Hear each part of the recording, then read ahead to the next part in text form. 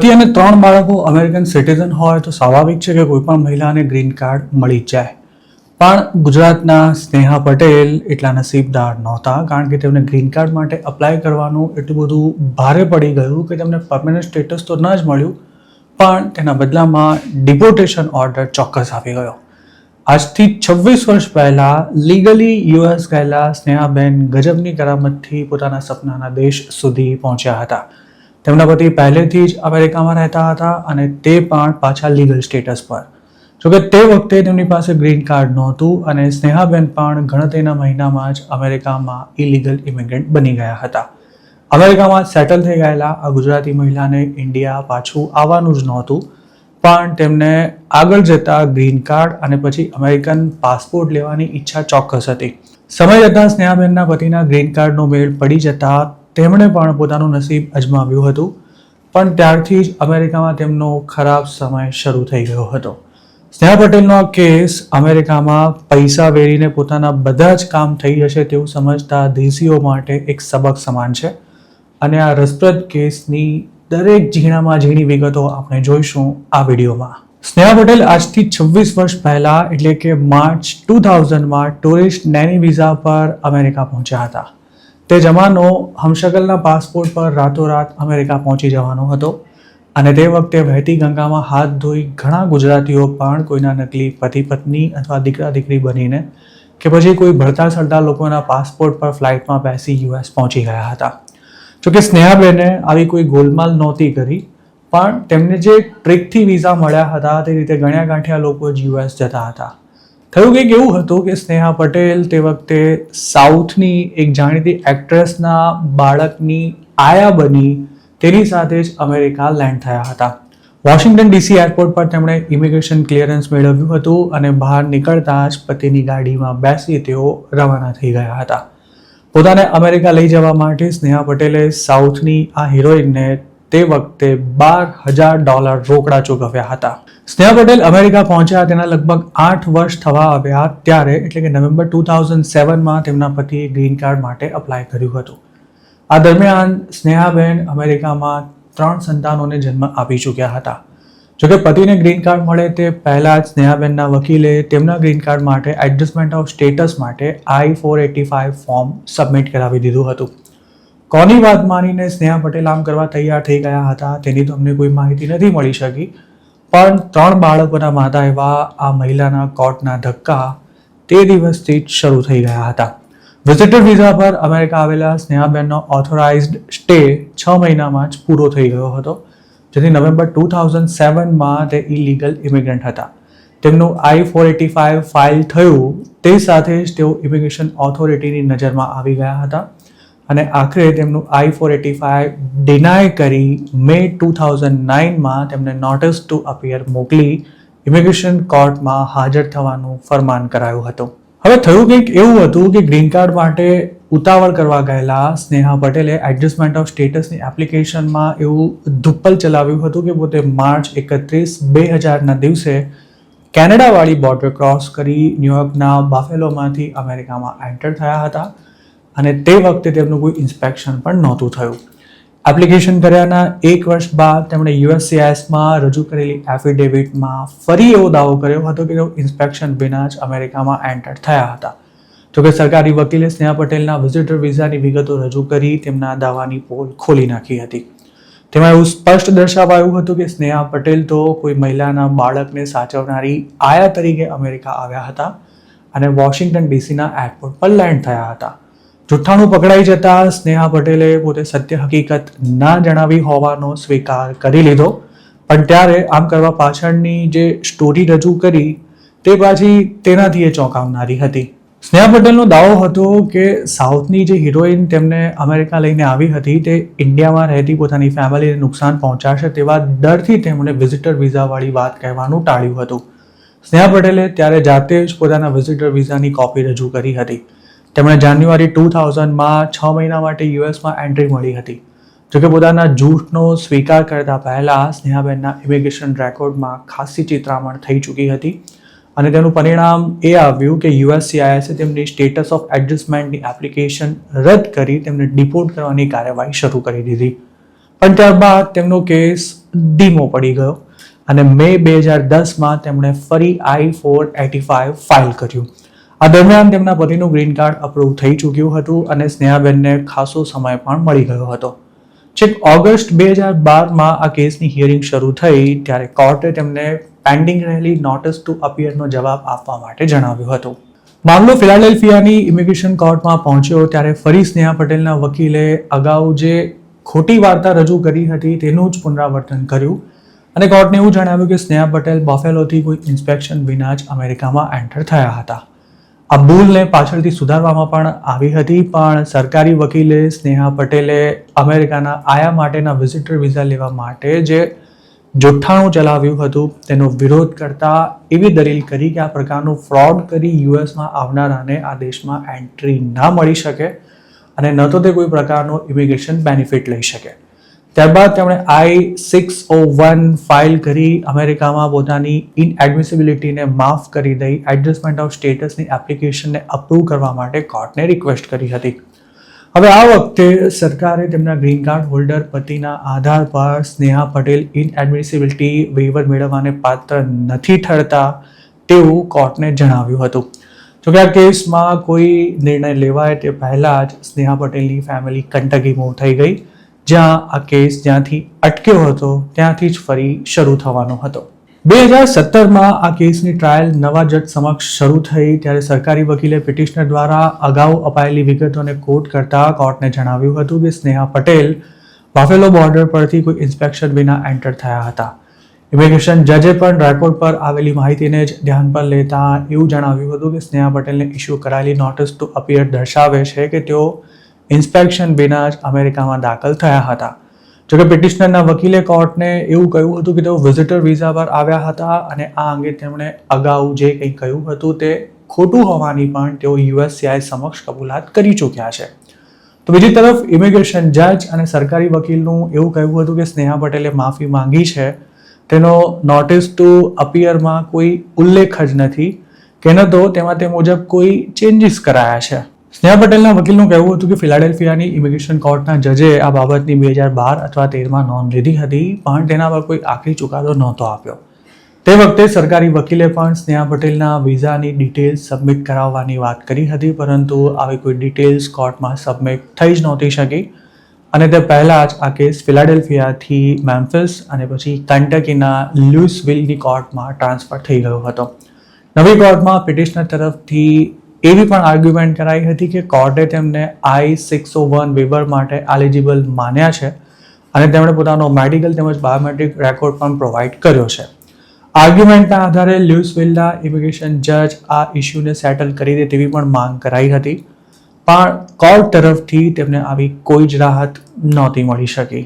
સ્નેહા પટેલના ગ્રીન કાર્ડનો મેળ પડે તે પહેલાં જાન્યુઆરી 2018માં તેમના પતિ US સિટીઝન બની ગયા, જેથી સ્નેહાબેનને પણ પોતાને હવે ડિપોર્ટ નહીં કરાય તેવી આશા બંધાઈ.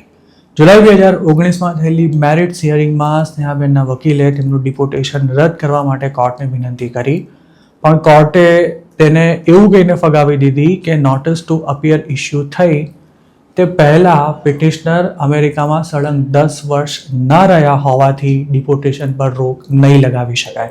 તે વખતે કોર્ટે ફરી એવું જણાવ્યું હતું કે પિટિશનર કોઈ ઇન્સ્પેક્શન વિના અમેરિકામાં એન્ટર થયેલા છે. સરકારી વકીલે તેમની ઉલટ તપાસ કરી, તેમાં સ્નેહા પટેલે 2008માં એડજસ્ટમેન્ટ ઓફ સ્ટેટસ માટે અપ્લાય કરતી વખતે પોતે જે જુઠ્ઠું બોલ્યા હતા તેની પણ કબૂલાત કરી હતી.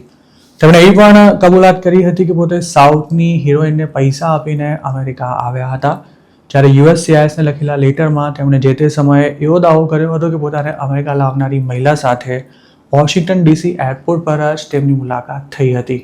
સ્નેહા પટેલે ગ્રીન કાર્ડ લેવા માટે જે કોઈ જુઠ્ઠાણા ચલાવ્યા હતા તે કોર્ટમાં ટકી નહોતા શક્યા, કારણ કે તેમણે જે કોઈ દાવા કર્યા હતા તેની વિરુદ્ધ સરકારી વકીલે સજ્જડ પુરાવા રજૂ કરી તે તમામને ખોટા પાડ્યા હતા.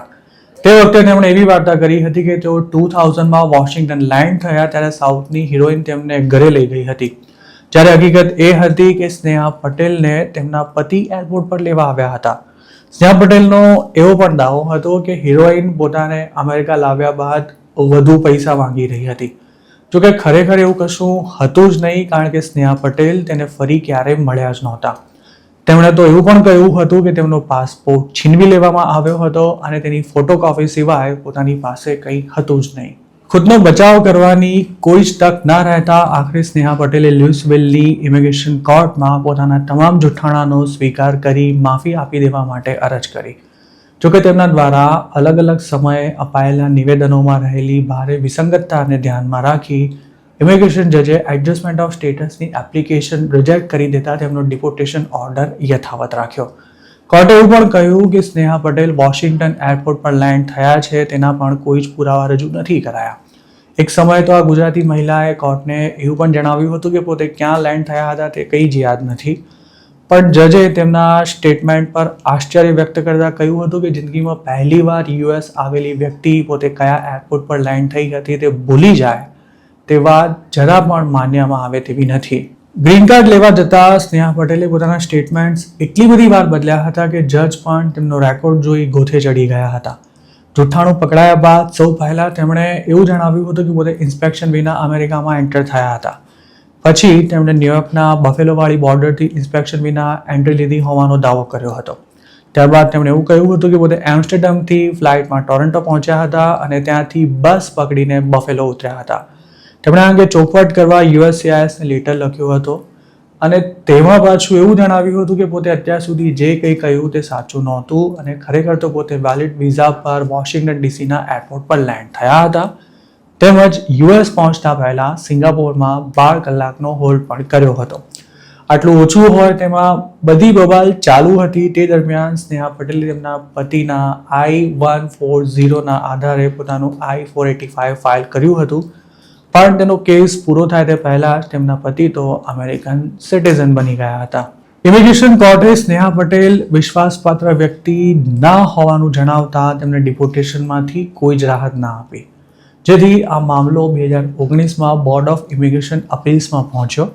પણ તેનો ચુકાદો પણ બચાવ પક્ષની વિરુદ્ધમાં આવ્યો. BIA સ્પષ્ટ શબ્દોમાં કહ્યું કે ઇમિગ્રેશન જજે જે જજમેન્ટ આપ્યું છે તે પિટિશનરની જુબાની અને લાગતા વળગતા દસ્તાવેજોને આધારે અપાયું છે. સ્નેહાબેન પાસે ડિપોર્ટેશનથી બચવા હવે કોર્ટ ઓફ અપીલ્સમાં જવા સિવાય બીજો કોઈ જ ઓપ્શન નહોતો રહ્યો. જાન્યુઆરી 2024માં ઓહાયોમાં આવેલી 6th સર્કિટ કોર્ટમાં આ મેટર પહોંચી હતી, જેના પર 3 જજીસ દ્વારા સુનાવણી કરવામાં આવી. કોર્ટે માન્યું કે ઇમિગ્રેશન જજે કેટલાક તથ્યોને ધ્યાન પર લીધા વિના જ પોતાનો ચુકાદો આપતા પિટિશનરને ડિપોર્ટ કરી દેવાનો આદેશ કર્યો છે. જોકે કોન્સ્ટિટ્યુશન અનુસાર પોતાના હાથ બંધાયેલા હોવાનું જણાવતા સપ્ટેમ્બર 2024માં કોર્ટ ઓફ અપીલ્સે પણ સ્નેહા પટેલને કોઈ જ રાહત આપવાનો ઇનકાર કરી દેતા આ કેસને બંધ કરી દીધો. સ્નેહા પટેલે જો ભૂતકાળમાં કેટલીક ગંભીર ગફલતો ન કરી હોત તો તેઓ કદાચ આસાનીથી ગ્રીન કાર્ડ મેળવી શક્યા હોત. આ કેસના લીગલ ડોક્યુમેન્ટ્સ અનુસાર ફેબ્રુઆરી 2013માં અમેરિકાની સરકાર સ્નેહા પટેલને તેમના પતિની અપ્રૂવડ પિટિશન પર એડજસ્ટમેન્ટ આપવા માટે તૈયાર થઈ ગઈ હતી. પણ તેમણે B2 વિઝા લેવા માટે જે જુઠ્ઠાણું ચલાવ્યું હતું તેના આધાર પર તેમને રાહત આપવાનો ઇનકાર કરી દેવાયો હતો. સરકારે એવું પણ જણાવ્યું હતું કે જો તેમને ફ્રોડ વેવર ના મળ્યું તો તેમના એડજસ્ટમેન્ટ ઓફ સ્ટેટસનો વિરોધ કરવામાં આવશે. 2013માં જ સ્નેહા પટેલના વકીલે વેવર ફોર્મ સબમિટ કરી દીધું હતું, પરંતુ મે મહિનામાં તેની હિયરિંગ થઈ ત્યારે સરકારી વકીલે ફરી તેનો વિરોધ કરતા એવું કહ્યું હતું કે પિટિશનર તેમના પતિને ક્વોલિફાઈંગ રિલેટિવ ગણાવી ફ્રોડ વેવર માટે અપ્લાય ના કરી શકે. આ મામલો ત્યારે 4 વર્ષ સુધી અટવાયેલો રહ્યો હતો અને આખરે સરકાર સ્નેહા પટેલનું સ્ટેટસ એડજસ્ટ કરવા તૈયાર થઈ હતી. પણ મેડિકલ રિપોર્ટ્સ, ફિંગરપ્રિન્ટ્સ અને ટેક્સ રેકોર્ડ જમા ન કરાવાયા હોવાથી કેસ રિઝોલ્વ નહોતો થઈ શક્યો. બસ તે જ વખતે તેમણે પોતાનો કેસ ફિલાડેલ્ફિયાની કોર્ટમાંથી લ્યુઇસવિલમાં શિફ્ટ કરાવ્યો હતો અને નવા જજે આખો મામલો ફરી સાંભળવો પડ્યો, જેના કારણે આ મેટર વધુ ગૂંચવાઈ ગઈ. લ્યુઇસવિલ અને મેમ્ફિસની ઇમિગ્રેશન કોર્ટમાં 2017માં થયેલી હિયરિંગમાં ઇમિગ્રેશન જજે સરકારી વકીલને સીધો એવો સવાલ કર્યો હતો કે શું Sneha Patel adjustment of status માટે એલિજિબલ છે. તેના જવાબમાં સરકારી વકીલે તેઓ કોઈ ઇન્સ્પેક્શન વિના અમેરિકામાં એન્ટર થયા હોવાનું જણાવ્યું હતું. સ્નેહા પટેલના વકીલે ત્યારે આ મૂંઝવણ દૂર કરવાનો પ્રયાસ કર્યો હતો, પરંતુ તેમણે કેટલાક મહત્વના તથ્યો રજૂ કરવામાં ગફલત કરી દેતા કોર્ટમાં સ્નેહા પટેલ વિઝિટર વિઝા પર US આવ્યા હોવાનો મુદ્દો જ રેકોર્ડ પર નહોતો આવી શક્યો. જો સ્નેહા પટેલના વકીલે ત્યારે I-94ની કોપી કોર્ટમાં સબમિટ કરાવી દીધી હોત તો તેઓ USમાં કઈ રીતે આવ્યા તેને લઈને આગળની પ્રક્રિયામાં કોઈ પ્રશ્ન જ ઊભો ન થયો હોત. 2019માં લ્યુઇસવિલમાં ત્રીજા ઇમિગ્રેશન જજે આ કેસની હિયરિંગ કરી ત્યારે પણ સ્નેહા પટેલ અમેરિકા કઈ રીતે પહોંચ્યા હતા તેને લઈને કોઈ સ્પષ્ટતા નહોતી થઈ શકી અને કોર્ટનો આખરી ફેસલો આવ્યો ત્યાં સુધીમાં આ મુદ્દો અદ્ધરતાલ જ રહ્યો હતો.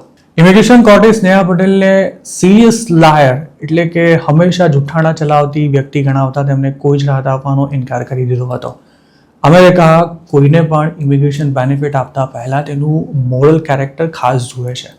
જો કોઈ ગ્રીન કાર્ડ કે પછી સિટીઝનશિપ લેવા માટે જુઠ્ઠાણું ચલાવ્યું હોવાનું ધ્યાને આવે તો તેની એપ્લિકેશન અપ્રૂવ થવાની કોઈ જ શક્યતા નથી રહેતી. આમ તો સ્નેહા પટેલનો કેસ કોર્ટ ઓફ અપીલ્સમાં ગયો ત્યારે પણ એ વાતની નોંધ લેવાઈ હતી કે સ્નેહા પટેલની યુએસમાં એન્ટ્રી કઈ રીતે થઈ તે અંગે ઇમિગ્રેશન જજે એકની એક ભૂલ વારંવાર દોહરાવી છે અને બોર્ડ ઓફ ઇમિગ્રેશન અપીલ્સમાં પણ તે જ થયું છે. કોર્ટ ઓફ અપીલ્સે પોતાના ચુકાદામાં સ્નેહા પટેલ પ્રત્યે સહાનુભૂતિ વ્યક્ત કરતા ઇમિગ્રેશન કોર્ટમાં જજ અને સરકારી વકીલે જે કંઈ કર્યું તેની ઝાટકણી પણ કાઢી હતી.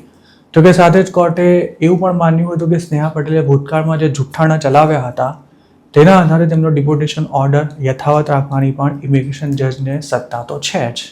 સ્નેહા પટેલે જે કંઈ કર્યું તેને ભૂલ સમજીને માફ કરી દઈ તેમને ગ્રીન કાર્ડ આપવું કે નહીં તેનો અંતિમ નિર્ણય યુએસ ગવર્મેન્ટ પર છોડતા કોર્ટ ઓફ અપીલ્સે આ કેસમાં પોતાના તરફથી કોઈ જ રાહત આપવાનો ઇનકાર કરી દઈ તેને બંધ કરી દીધો હતો. વર્ષ 2000માં અમેરિકા પહોંચેલા સ્નેહા પટેલને અમેરિકાની સરકારે માફ કર્યા કે નહીં તેમજ કોર્ટના ફાઇનલ જજમેન્ટ બાદ તેમના ડિપોર્ટેશનનું શું થયું તેની કોઈ માહિતી અમને નથી મળી શકી. આ અંગે અમે California state immigration attorney Manish Soni સાથે પણ વાત કરી જેમાં તેમણે એવું જણાવ્યું કે અમેરિકામાં ઇમિગ્રેશનની બાબતે જાણતા અજાણતા થયેલો ગુનો અમુક સંજોગોમાં માફ થઈ શકે પણ ઇમિગ્રેશન બેનિફિટ્સ માટે ચલાવાયેલા જુઠ્ઠાણા બાબતે માફી મેળવવી આસાન નથી. સ્નેહા પટેલને આ જ કારણે કોર્ટે ડિપોર્ટેશનમાંથી રાહત આપવાનો ઇનકાર કરી દીધો હતો.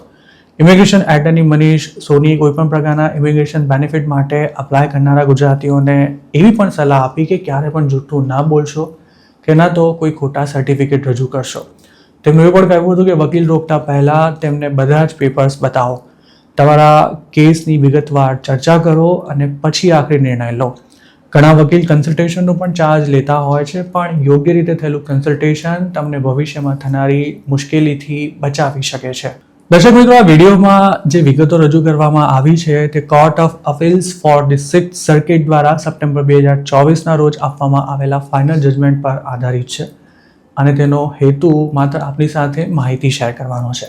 કોર્ટ દ્વારા જે ગુજરાતી મહિલાના ડિપોર્ટેશનને યથાવત રાખવાનો આદેશ અપાયો હતો તેમની પ્રાઇવસી જળવાઈ રહે તે માટે અમે તેમનું નામ ચેન્જ કર્યું છે અને આ કેસના તમામ પાસાને વિગતવાર સમજવામાં ઇમિગ્રેશન એટર્ની મનીષ સોનીએ આઈએમ ગુજરાતને હેલ્પ કરી છે. આશા છે કે આપને આ માહિતી પસંદ આવી હશે. આ વિડીયો આપને કેવો લાગ્યો તેમને કમેન્ટમાં ચોક્કસ જણાવજો.